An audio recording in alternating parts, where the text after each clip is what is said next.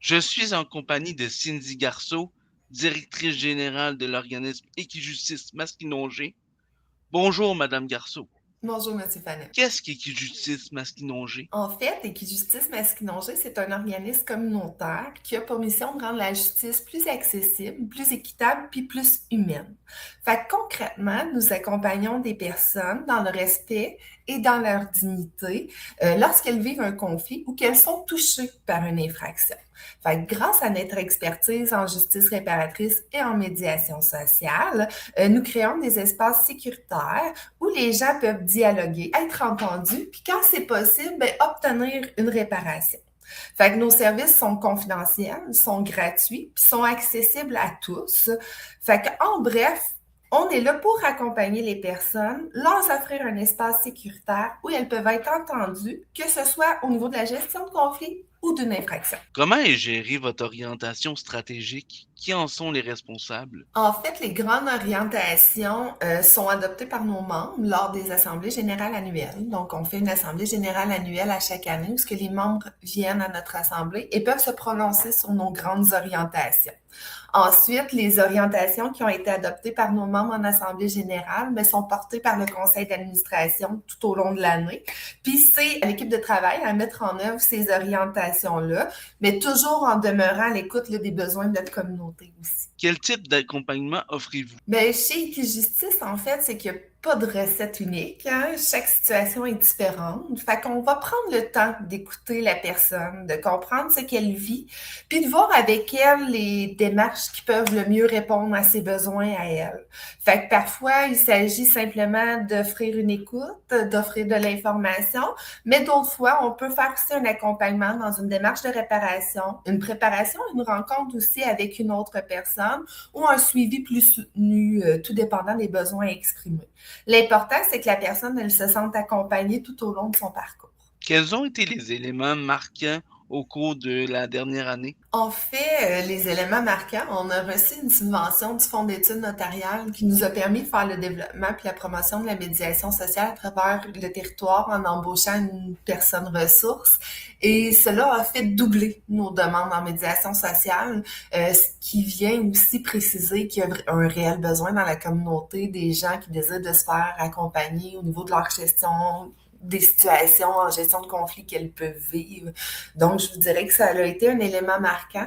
L'autre a été aussi davantage par rapport au mouvement communautaire à bout, où ce que notre organisme s'implique dans le mouvement afin de revendiquer un meilleur financement pour nos organismes communautaires sur le territoire. Faut pas oublier que ces organismes partenaires-là sont aussi des membres parfois d'Équijustice Masquinongé. Donc, pour nous, c'est important là, de pouvoir revendiquer le fait d'avoir plus de financement pour nos organismes communautaires. Vous offrez également des services de médiation citoyenne, de justice réparatrice. Quelle est la différence entre les deux? En fait, la médiation citoyenne, elle, s'adresse principalement aux personnes qui vivent un conflit. Ça peut être, par exemple, des conflits entre voisins, entre les membres de la famille, entre collègues ou simplement entre citoyens aussi. Le but de la médiation sociale, c'est d'établir le dialogue puis d'aider les personnes à trouver ensemble une façon de faire pour pouvoir aller de l'avant par la suite. La justice réparatrice, elle intervient lorsqu'il y a une infraction qui a été commise. Fait qu'elle offre en fait aux personnes touchées la possibilité, si elles le souhaitent, de participer à une démarche qui permet de mieux comprendre les impacts de l'infraction, d'exprimer leurs besoins et lorsque c'est possible aussi de contribuer à la réparation des torts qui ont été causés. Cette année fut également l'occasion de célébrer votre 40e anniversaire. Comment cet événement a-t-il été célébré? Oui, en fait, notre 40e anniversaire a été une belle occasion de célébrer le parcours de l'organisme. Nous avons été au vignoble Beauchemin à Yamachiche, où nous avons reçu Madame Pauline Vozard pour le documentaire qu'elle a fait accompagné des équijustices qui se nomme Quand punir ne suffit pas. Donc, c'est un documentaire qui aborde au niveau de la justice réparatrice. Puis, ce fut vraiment une belle occasion de remercier, en fait, tous ceux qui contribuent à notre organisme.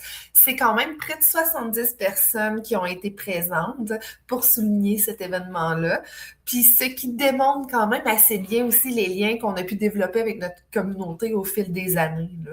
C'est une grande fierté de voir qu'après 40 ans, notre mission est toujours aussi actuelle, puis que ça peut continuer à faire une différence dans la vie des gens sur notre territoire, finalement. Comment évaluez-vous l'atteinte de vos objectifs au cours de la dernière année et quels sont-ils pour l'année suivante? Comme mentionné plus tôt, en fait, cette année, nous avions à faire beaucoup de développement puis de promotion au niveau de la médiation sociale, là, étant donné la subvention que nous avons reçue du Fonds d'études notariales. Et nous avons remarqué que nos demandes ont doublé, ce qui stipule en fait que on répond aux besoins de la communauté puis qu'il y a un réel besoin des citoyens de se faire accompagner au niveau de la gestion des conflits. Ce qui veut dire que nos objectifs sont atteints aussi, c'est que maintenant, il y a certains organismes qui nous appellent pour qu'on aille donner des animations au niveau de la sensibilisation, de la gestion de conflits dans leur propre milieu. Donc ça, pour nous, c'est vraiment un objectif qui est atteint quand que nos partenaires nous appellent pour avoir de nos services auprès de leurs membres. Pour la prochaine année, en fait, nos objectifs, ben, c'est toujours de continuer la promotion et le développement de la médiation sociale sur notre territoire afin que davantage de citoyens puissent connaître nos services et puissent aussi en bénéficier par le fait même.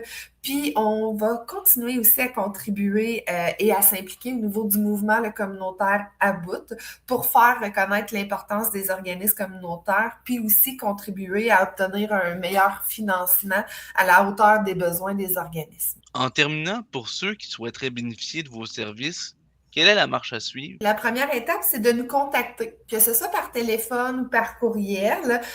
On va prendre le temps d'écouter la personne, de répondre à ses questions, puis de voir ses besoins puis ses attentes aussi. Si jamais nos services ne correspondent pas à ses besoins puis ses attentes, on va prendre aussi le temps de l'orienter vers des ressources qui sont plus appropriées à ses besoins puis ses attentes à elle. On invite également les gens à venir visiter notre site web equijustice.ca. Ils vont pouvoir y trouver une foule d'informations sur nos services, mais aussi on a un clavardage en ligne qui permet d'obtenir rapidement de l'information puis d'être référé vers les bonnes ressources. Vous pouvez appeler au 819-228-8693 ou encore écrire à masquinonge@equijustice.ca. Parfait, Madame Garceau. Merci beaucoup pour votre temps. Merci beaucoup, M. Faneuf, pour votre invitation.